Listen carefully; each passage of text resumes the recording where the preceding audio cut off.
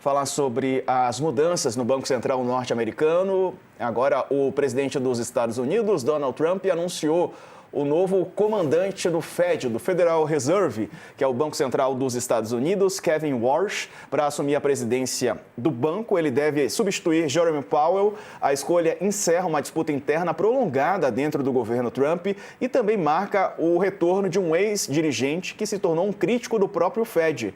Warsh perdeu a disputa para Powell em 2017. Ele passou a se alinhar com posições do atual governo, como cortes de juros mais rápidos. A indicação ainda precisa passar pelo Senado lá nos Estados Unidos. E sobre esse assunto, conversamos agora com Alexandre Coelho, que é coordenador dos cursos de Política e Relações Internacionais da Fundação Escola de Sociologia e Política de São Paulo. Professor, bem-vindo, boa tarde. Bom, é alguém alinhado ao presidente Trump, tudo que ele quer, né? Pessoas que pensam e agem como ele, né? Pensar diferente jamais. Exatamente. Boa tarde, pessoal. É um prazer estar aqui com vocês. De fato, né, o que o Trump está fazendo não é uma escolha técnica, né? Até o Kevin Warsh pode ter aí, obviamente, uma ótima formação, tem experiência no próprio Banco Central, atuou na crise financeira de 2008, mas Kevin Warsh tem aí um raciocínio, tem uma lógica, um entendimento de que o Banco Central americano não é uma instituição independente e que deve atuar blindada do poder político de seja qual for o presidente, no caso hoje Donald Trump. O Warsh entende que o Banco Central ele é mais um instrumento de poder político da Casa Branca. Portanto, esse novo presidente do Banco Central, de fato, ele se alinha aí aos interesses de Donald Trump, né? Ou seja, atuar como um anexo, né? Quase que com um anexo do Poder Executivo, neste caso, né? E a gente tem de lembrar que o Banco Central americano, ele não tem só, as decisões do Banco Central americano não causam efeitos apenas no mercado doméstico. Pelo contrário, ele causa efeitos na economia internacional, no sistema financeiro internacional.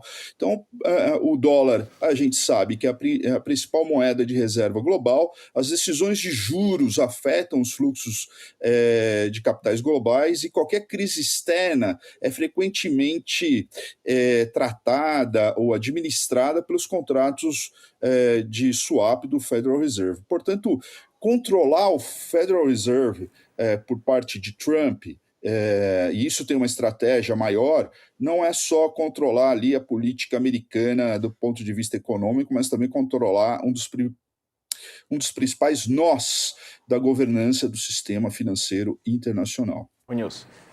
Alexandre, esse personagem, esse Kevin Warsh, ele tem um comportamento muito curioso, né? Porque ele estava lá na composição do Banco Central americano e vinha endossando a estratégia de juros elevados para conter a inflação, sempre se associou, apoiou essas taxas de juros mais altas. De repente, no ano passado, ele... com a chegada, o retorno do Trump à Casa Branca, ele passou a ecoar ali de forma muito cega a percepção do Trump, né? O que eu lhe pergunto é, a exemplo do que ocorre no Brasil, não é o presidente sozinho do Fed que decide o comportamento da taxa de juros, se sobe, se desce. Um presidente, até na última votação, houve 2 votos contrários à decisão do Fed, um deles o do Warsh, né? Mas a presença de um presidente como ele, que está vinculado à opinião do Trump, é segurança de que os juros caem a despeito das necessidades apontadas pelo comportamento da inflação? Ele vai enfrentar resistência interna ou você acha que essas resistências serão agora dissolvidas? Olha, de fato, essa é uma boa pergunta, né? E isso me leva a mencionar mais um perfil do Warsh, que é a possibilidade que ele tem, e isso diferencia um pouco do Powell, de que ele transita bem junto ao pessoal do mercado, porque ele já atuou, se não me engano, junto ao Morgan Stanley, ele também atua ali no governo, junto à Casa Branca, ou seja, ele tem ali um trânsito entre diversas esferas do poder e, inclusive, da iniciativa privada, né, no mercado financeiro.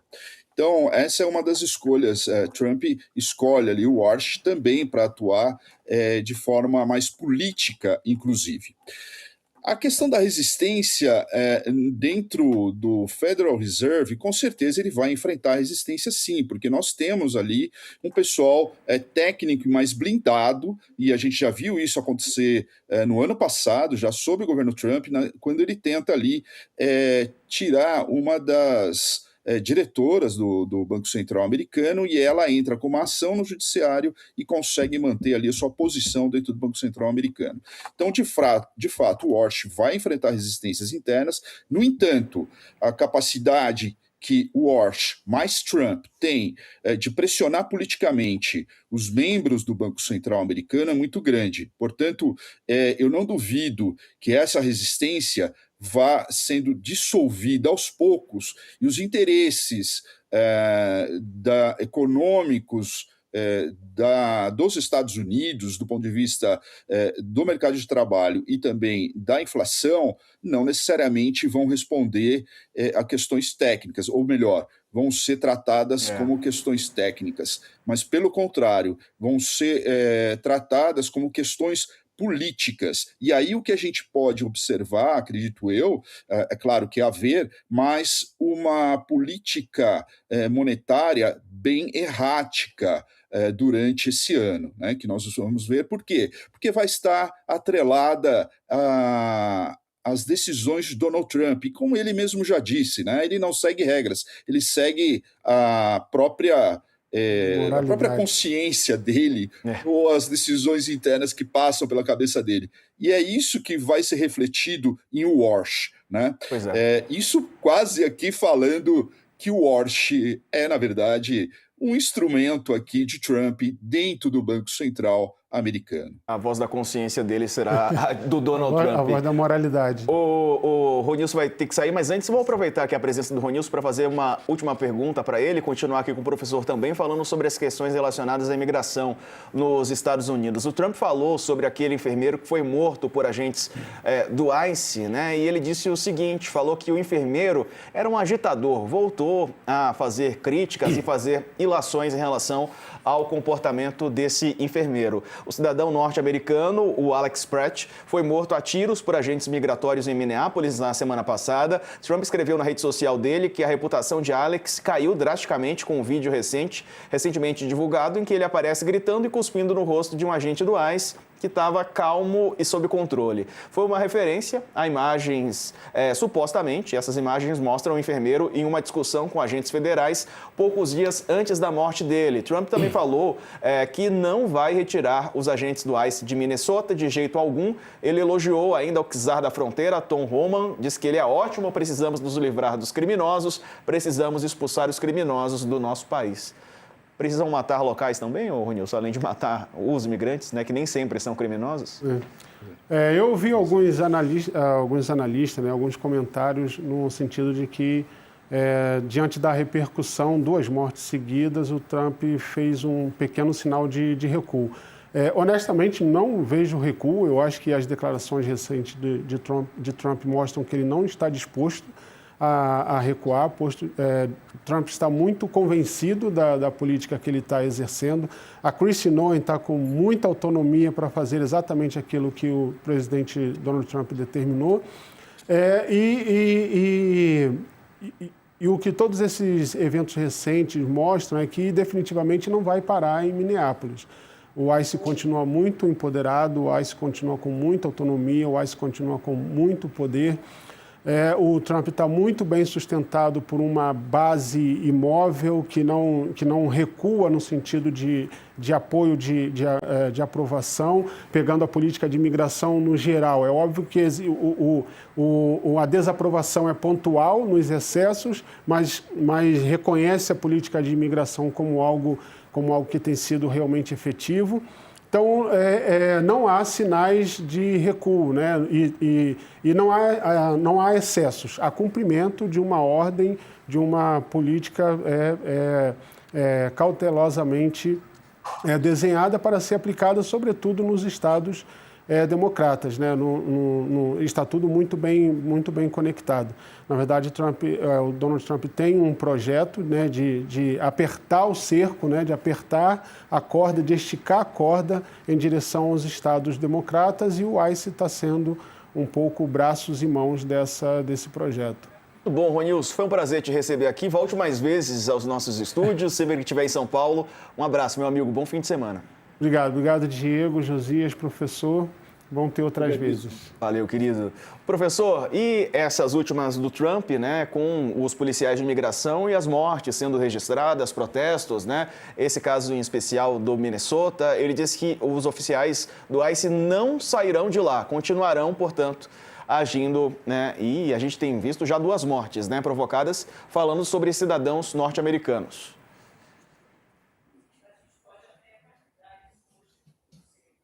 Exatamente. Eu acho que travou, né? Não sei. Não, tá Vocês normal estão aqui me pra escutando? gente, professor. Tá bem. Estamos escutando, sim. Valeu. Perdão. Então, enfim, de fato, né? Trump, ele dobra a aposta em relação à questão do ICE em Minneapolis, né? Como eu disse, inclusive, semana passada, contaram se a morte, aliás, a morte de 2 americanos, inclusive, se isso causaria um recuo de Donald Trump. Ele apenas fez um recuo, digamos, tático. No entanto, o que eu entendo, e repito aqui, é que o que faz Trump recuar, o que vai poder fazer Trump recuar, é claro que a questão eleitoral é muito importante, e na medida que ele perde apoio político, isso é importante. Mas a questão econômica é o que mais afeta, de fato, as decisões de Donald Trump, e isso quando as bolsas começam a cair realmente de forma contundente, quando, por exemplo, os fazendeiros do Iowa pressionam Donald Trump no quesito falta de gente para trabalhar e também no quesito prejuízo por causa de concorrência em relação à soja, quando a União Europeia diz que ameaça a vender títulos públicos norte-americanos, causando o aumento da dívida pública americana, ou seja, quando você vê uma pressão, inclusive das big techs, né, essas conseguem fazer efeito em cima de Donald Trump, assim, a fim de que ele de fato recue na sua, digamos, sanha imperialista, inclusive, tanto do ponto de vista interno quanto do ponto de vista externo.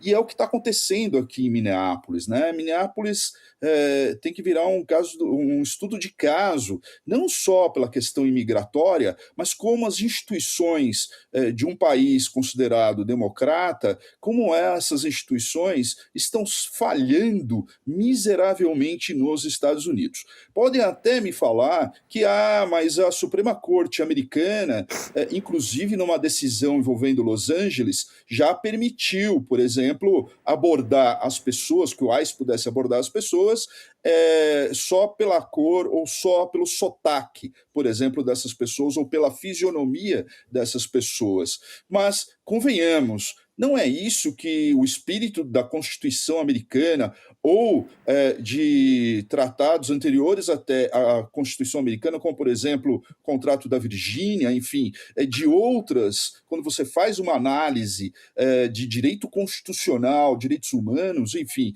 embora essa seja uma decisão da Suprema Corte, inclusive, você deve observar, ok, mas o que nós estamos vendo é o não funcionamento de instituições tais como o Congresso americano, né, não age, o judiciário, obviamente, ele é reativo, ele vai demorar mais para agir quando reagir, as autoridades locais, por sua vez, não conseguem, de fato, ter alguma reação, se é que elas querem, enfim, até entrar em atrito com o governo federal, e está sobrando para quem aqui? Para as instituições que estão sobrando, estão tentando mudar o que está acontecendo nos Estados Unidos. É a mídia americana, a própria mídia americana, quer dizer, é um dos pilares da democracia em qualquer país, e os protestos da própria população inclusive americana, né? Que está vendo o que nisso? Não é só pela questão dos imigrantes, é que num crescente, isso vai acabar atingindo o próprio centro da democracia americana, da forma como está indo. E a questão de Minneapolis não deve ser vista só de forma isolada. A gente tem que ver os ataques à imprensa americana, a gente tem que ver os ataques às universidades americanas. Enfim, é todo um trabalho coordenado e sistemático que está erodindo as instituições americanas e, olha, de forma muito rápida, inclusive. Por isso que eu digo que Minneapolis vai servir como um estudo de caso para análises mais profundas do que está acontecendo nos Estados Unidos, né?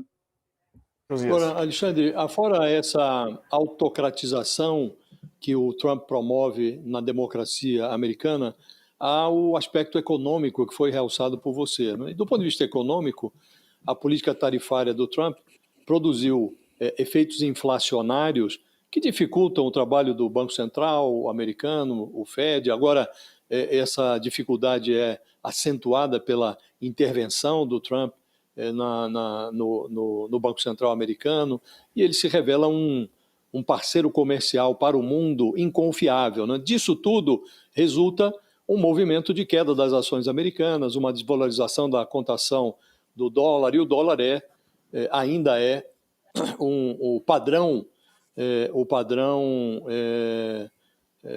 adotado pelo mundo como referência, né? O que eu queria lhe perguntar é, esse movimento na economia americana, a movimentação do Trump, tem trazido muito dinheiro para o Brasil, né? Um dinheiro que é especulativo, vem aqui beliscar a taxa de juros brasileira, não necessariamente para investimento, mas o que eu queria uma análise sua sobre o efeito disso na economia brasileira. Isso é bom ou ruim para nós? Vamos lá. Num primeiro momento, tem sido positivo, né? Vamos pensar aqui na questão, por exemplo, uma que já foi muito discutida, né? A questão da própria soja. Digamos que a China mesmo tem desviado as suas importações de commodities dos Estados Unidos para o Brasil. Ponto 1. Ponto 2, a questão dos minerais críticos também é interessante para o Brasil, porque na medida em que os Estados Unidos começa a ter problemas econômicos e mostra para o mundo que ele não é confiável, o Brasil passa a se tornar, por exemplo, uma nação mais confiável, inclusive em termos de minerais críticos, inclusive para realizar acordos mais vantajosos com os Estados Unidos, inclusive, que se vê numa situação de vulnerabilidade diante da China quando a gente fala em minerais críticos, né? A China hoje controla mais de 80% da tecnologia de refino de minerais críticos e terras raras do mundo, além de controlar, de ter uma das maiores, se não me engano, a maior reserva de terras raras do mundo. Ou seja, os Estados Unidos, no ano passado, quando ele tentou ameaçar a China, impor sobre a China determinadas sanções, tarifas, o que aconteceu foi a China controlar a exportação dessas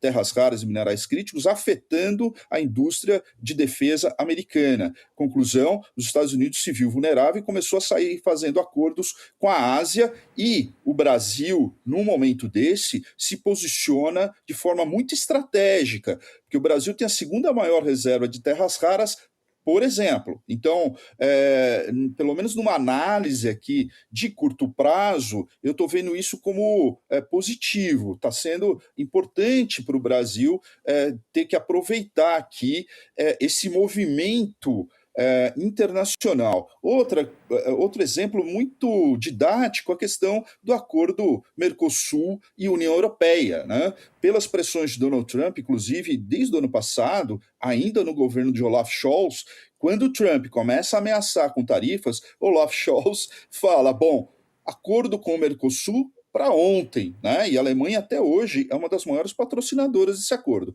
Agora, é óbvio, a União Europeia é um caso à parte, porque enquanto o mundo está está se movimentando, está nesse efervescer econômico, comercial, o Parlamento Europeu, ao invés de sancionar, ou seja, ao invés de concordar, ratificar o acordo União Europeia-Mercosul, ele judicializa. Então, eu acho que, nesse aspecto, quem perde mais, inclusive, é a União Europeia, né? Mas, vejamos, no curto prazo, de fato, na minha opinião, tem sido positivo, Josias.